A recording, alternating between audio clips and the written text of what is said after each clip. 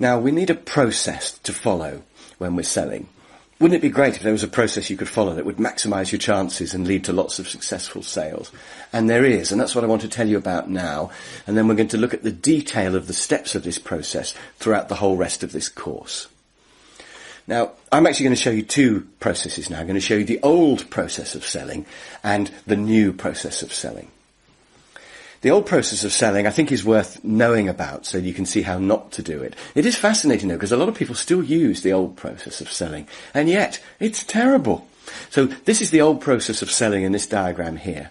Okay? It starts with contacting the customer. Probably ring them up from some database of names or whatever. It might even be to knock on their front door. And there are actually commercial salespeople who drive around industrial estates just knocking on doors.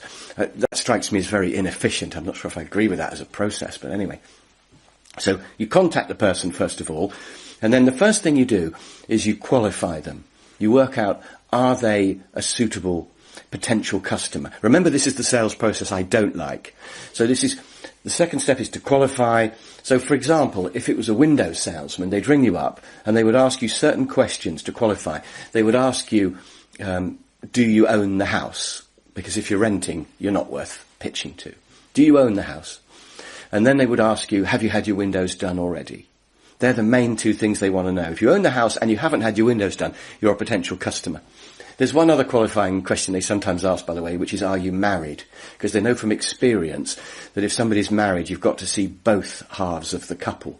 So are they single or married? So you qualify the person. The next thing you do is you try to get to present. So this is where the Windows person will turn up and they'll put you through 3 hours of purgatory as they drone through every single reason why you might buy Windows from them. And in fact, 3 hours is quite a significant number because apparently if a customer is subjected to more than 3 hours, they crack. There's a point around the 3 hour mark where the customer thinks, oh God, all right, I'll just do this. And so that's why with timeshare presentations and things, they quite often last longer than 3 hours. What a horrible way to sell something to somebody. And at the end, finally, there's the close. So the Windows people say, and if you buy them today, you can have a free extra window, or you can have a front door included if you buy more than 7 windows. And that's the close. And there are whole books on closing techniques. It's all focused towards this final close. Now, the problem with this old process of selling is that it's really time-consuming. It takes a lot of time to ring all these people up and then go and present to them. So it's time-consuming. It's also really unpleasant. It's horrible for the salesperson doing it because they've got to force their way in, do a long presentation, have a scary close. It's also horrible for the customer because they have this feeling of pressure and it's just not a good process. But it is still used a lot by window people. And other old-fashioned sales operations. Now, I'd like to tell you about the new process of selling. It's not that new. It's been around a while. It's the relationship sales method. And it's much better. Now, here's a diagram of the relationship selling, and you can see it's the other way round. So it basically consists of much more time up front and much less time later on in the process. So it starts with building up a relationship with the customer. Now, the old process doesn't involve any relationship. I mean, they might come in a house and go, oh, that's a nice dog. Anyway, Windows. But there's not really much relationship. The new process, it's all about the relationship. The customer has to trust you. You've got to understand the customer. They need to like you.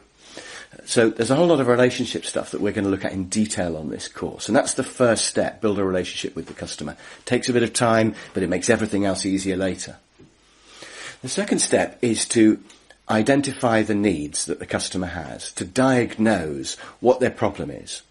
So there's a certain amount of questioning here. Hopefully the customer will be quite happy to tell you what their problem is, because after all, they have presumably asked you to come and see them, or they do have a problem they would like to be fixed.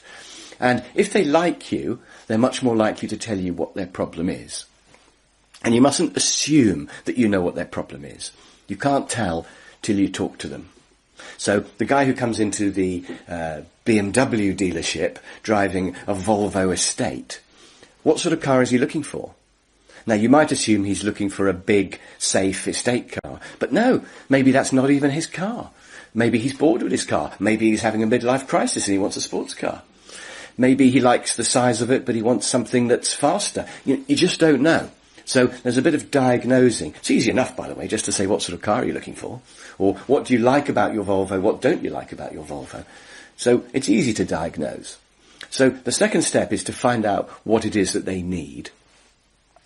The third step is then to prescribe a solution. Now, you may have noticed I'm using words like prescribe and diagnose, and these are doctor words, aren't they?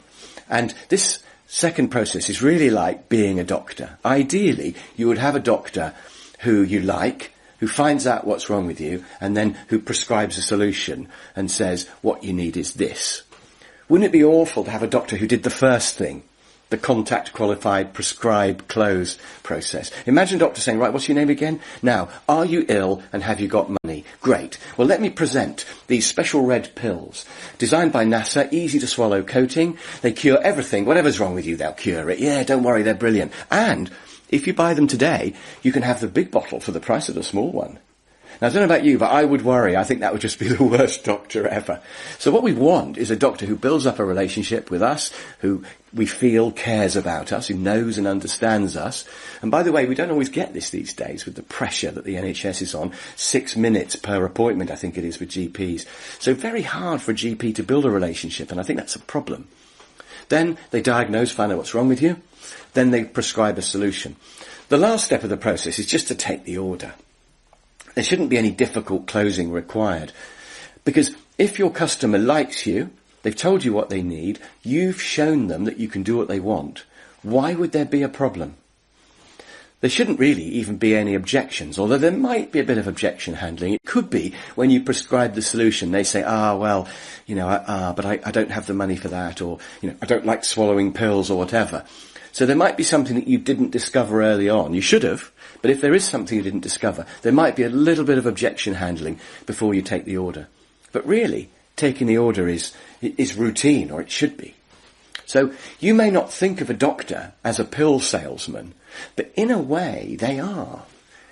That's what they're doing, really. But of course, the process is so good, this diagnosing and prescribing process is so good, you don't feel that you're being sold those pills. You feel that you're being helped, which of course you are.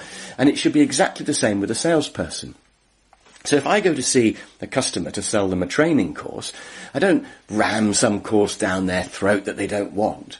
I find out what it is that they need, what are their problems, what do they need help with, what do they want to improve, and then I prescribe a solution that's perfect for them and take the order. We book in a date and they do it, and it's great. Everybody's happy. So the second process is so much better than the first process, and that's what we're going to look at on this course.